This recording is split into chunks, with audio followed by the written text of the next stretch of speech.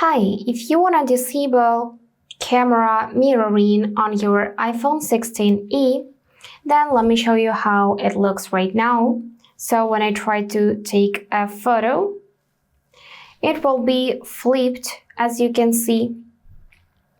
So to fix this, we need to go in iPhone settings. Let's open settings. Here find camera.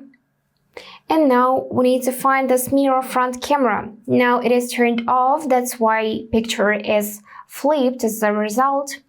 And to be able to view your photos exactly like you see this picture in your camera, you need to turn it on by tapping on the switcher. And after that, when you'll try to take selfie, it won't be flipped. So let's just test it. And yep, exactly how we can see it on camera. So that's all for today.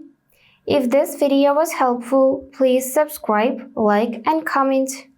And I wish you all the best. Bye bye.